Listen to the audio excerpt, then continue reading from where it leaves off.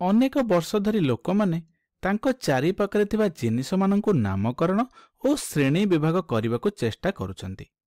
ବହୁ ପୁରାତନ କାଳରୁ ବା ପ୍ରାଚୀନ କାଳରେ କିଛି ଲୋକ ଉଦ୍ଭିଦମାନଙ୍କୁ ଖାଦ୍ୟ ରୂପେ କେଉଁଟି ଉପଯୋଗୀ ଓ ଅନୁପଯୋଗୀ ଏହାକୁ ଆଧାର କରି ବିଭିନ୍ନ ଭାଗରେ ବିଭାଗୀକରଣ କରିଥିଲେ ଏବଂ ପରବର୍ତ୍ତୀ ସମୟରେ ଗ୍ରୀକର ଦାର୍ଶନିକ ଆରିଷ୍ଟଟଲ ବାସସ୍ଥାନକୁ ଆଧାର କରି ଜୀବମାନଙ୍କୁ ବିଭିନ୍ନ ଶ୍ରେଣୀରେ ବିଭାଗୀକରଣ କରିଥିଲେ।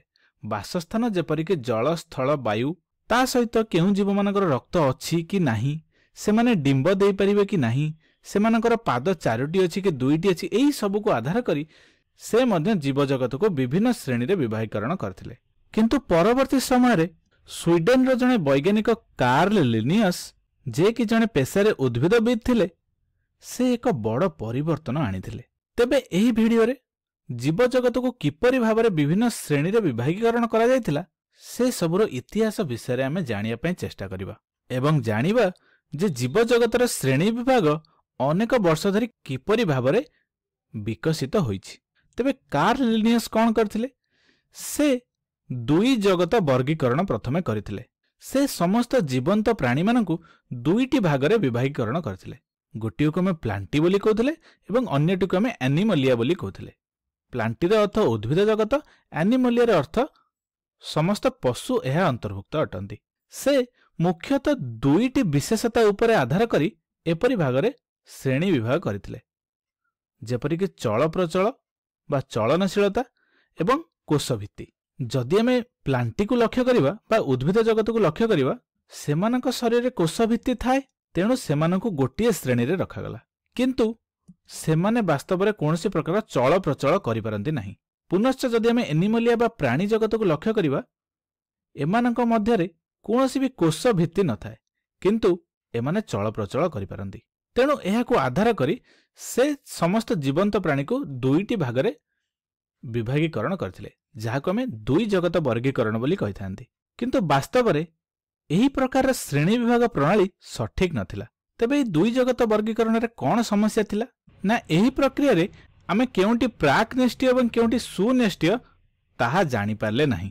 ବାସ୍ତବରେ ଯଦି ଆମେ ଦେଖିବା, ସେତିକି ମାତ୍ର ସମସ୍ୟା ନଥିଲା, ବରଂ ଆମେ କିଛି ଜୀବଜନ୍ତୁମାନଙ୍କୁ ଦେଖିବା, ଯେପରିକି ଏମିବା ଓ କିଛି ବ୍ୟାକ୍ଟେରିଆ ମାନେ, ସେମାନେ ଏକକୋଷୀୟ ହୋଇଥିଲେ ମଧ୍ୟ ସେମାନଙ୍କୁ ବହୁକୋଷୀୟ ପ୍ରାଣୀ ଓ ଉଦ୍ଭିଦ ଜଗତ ମଧ୍ୟରେ ରଖାଯାଇଥିଲା। ବର୍ତ୍ତମାନ ଆମେ ଏଠିକି ଭଲସେ ଲକ୍ଷ୍ୟ କରିବା। ବର୍ତ୍ତମାନ ଆମେ ଏଠି ଯେଉଁ ଏମିବାଟିକୁ ଦେଖୁଛନ୍ତି, ଏମାନଙ୍କୁ ପ୍ରାଣୀ ଜଗତ ମଧ୍ୟରେ ରଖାଯାଇଥିଲା, କାରଣ ଏମାନଙ୍କ ନିକଟରେ କୌଣସି କୋଷ ଭିତ୍ତି ନଥିଲା ଏବଂ ବ୍ୟାକ୍ଟେରିଆ ମାନଙ୍କୁ ଆମେ ଉଦ୍ଭିଦ ଜଗତ ମଧ୍ୟରେ ରଖିଥିଲେ, କାରଣ ସେମାନଙ୍କ ନିକଟରେ କୋଷ ଭିତ୍ତି ଥିଲା। ସତ କହିବାକୁ ଗଲେ ଏହା ଆମ ମନରେ ଅନେକ କନଫ୍ୟୁଜନ ଆଣୁଛି। ପୁନଶ୍ଚ ଯଦି ଆମେ ଏଠି ଫଞ୍ଜାଇ ମାନଙ୍କୁ ଲକ୍ଷ୍ୟ କରିବା, ଏମାନେ ସାଧାରଣତଃ ଭାବରେ ପରଭୋଜୀ ଅଟନ୍ତି ଏବଂ ଯଦି ଆମେ ଉଦ୍ଭିଦମାନଙ୍କୁ ଲକ୍ଷ୍ୟ କରିବା, ଏମାନେ ସାଧାରଣତଃ ଭାବରେ ସ୍ୱଭୋଜୀ ଅଟନ୍ତି। ତେଣୁ ଆମେ ଫଞ୍ଜାଇ ଓ ଉଦ୍ଭିଦମାନଙ୍କୁ ଉଦ୍ଭିଦ ଜଗତ ମଧ୍ୟରେ ରଖିବାର କୌଣସି ବି ଆବଶ୍ୟକତା ନାହିଁ। ଏମିତି କିଛି ଭିନ୍ନ ଭିନ୍ନ ସମସ୍ୟା ଗୁଡ଼ିକ ଥିଲା, ଯାହାକୁ ଆଧାର କରି ଆମେ କେବଳ 2ଟି ବିଭାଗରେ ଏମାନଙ୍କୁ ବର୍ଗୀକରଣ କରିପାରିବା ନାହିଁ। ପୁନଶ୍ଚ ଆମେ ଯଦି ଏଇଠିକି ଲକ୍ଷ୍ୟ କରିବା, ଏଇଠି ହେଉଛି ଆଉ ଏକ ପ୍ରକାର ଜୀବ, ଯାହାକୁ ଆମେ ୟୁଗ୍ଲିନା ବୋଲି କହିଥାନ୍ତି ଏବଂ ଏହି ଜୀବଟି ଉଭୟ ପ୍ରାଣୀ ଓ ଉଦ୍ଭିଦ ପରିକା ବ୍ୟବହାର କରେ। ତେବେ ଏମାନେ କ'ଣ କରନ୍ତି? ଏମାନେ ଉଦ୍ଭିଦମାନଙ୍କ ପରି ଆଲୋକ ଶ୍ଳେଷଣ କରନ୍ତି ଏବଂ ପ୍ରାଣୀମାନଙ୍କ ପରି ଚଳପ୍ରଚଳ ମଧ୍ୟ କରିପାରିବେ। ତେବେ ଏମାନଙ୍କୁ ଆମେ ଉଦ୍ଭିଦ କହିବା ନା ପ୍ରାଣୀ କହିବା? ତେବେ ଏହି ଜୀବଟିକୁ ଆମେ କେଉଁ ଜୀବ ଜଗତରେ ରଖିବା? ତେଣୁ ଏହି ସବୁ ସମସ୍ୟାକୁ ଆଧାର କରି 1960 ଦଶକରେ ଆମେରିକାର ଜଣେ ପରିବେଶବିତ୍ R.H. ହୁଇଟାକର ଏକ ନୂଆ ପ୍ରଣାଳୀର ଉପସ୍ଥାପନା କଲେ, ଯାହାକୁ ଆମେ ପଞ୍ଚଜଗତ ବିଶିଷ୍ଟ ବର୍ଗୀକରଣ ବୋଲି କହିଥାନ୍ତି। ତାଙ୍କର ଏହି ପଞ୍ଚଜଗତ ବିଶିଷ୍ଟ ବର୍ଗୀକରଣରେ ସେ ମୁଖ୍ୟତଃ ପ୍ରାକ୍ ନେଷ୍ଟୀୟ ଓ ସୁନେଷ୍ଟୀୟ ପ୍ରାଣୀମାନଙ୍କୁ ବିଭିନ୍ନ ଭାଗରେ ବିଭାଗୀକରଣ କରିଥିଲେ ଏବଂ ଏକକୋଷୀୟ ଓ ବହୁକୋଷୀୟ ମାନଙ୍କ ମଧ୍ୟରେ ବିଭାଗୀକରଣ କରିଥିଲେ। ତା ସହିତ ଫଞ୍ଜାଇମାନଙ୍କୁ ପୃଥକୀକରଣ କରି ସେମାନଙ୍କୁ ଏକ ନିର୍ଦ୍ଦିଷ୍ଟ ଜଗତ ଦେଇଥିଲେ। ତା ସହିତ କୋଷ ଭିତ୍ତିକୁ ମଧ୍ୟ ଆଧାର କରି ଜୀବଜଗତକୁ ଶ୍ରେଣୀ ବିଭାଗ କରିଥିଲେ ଏବଂ ସବୁଠୁ ବଡ଼ ସମସ୍ୟା ଯେ ଯେଉଁ ୟୁଗ୍ଲିନା ବିଷୟରେ ଆମେ ଆଲୋଚନା କଲେ, ତାହାକୁ ସେ ଏକ ସ୍ୱତନ୍ତ୍ର ଜୀବଜଗତ ଦେଇଥିଲେ।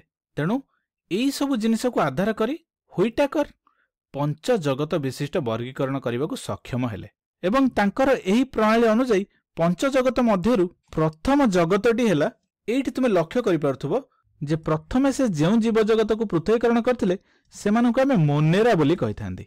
तांको अनुसार मोनेरा जीव जगतर जीव माने प्राक निष्ठीय होइथांती एवं एककोषीय होइथांती। प्राक निष्ठर अर्थ जेउ जीव मानकर कोष मध्य थिबा न्यष्टिटी सुसंगठित नुहे एवं से देखिले जे एई जीव जगतर जीव माने स्वभोजी होई पारंती किंबा परभोजी मध्य होई पारंती। एवं सबुठु जरूरी कथा जे एमानकर कोष बाहर एक कोष भित्ति देखा जाए। तेबे मोनेरा जीव जगतर उदाहरण कौन तुमे साधारणतः भाव में बैक्टेरिया मानकु एई जीव जगतर अंतर्भुक्त करि परिबो।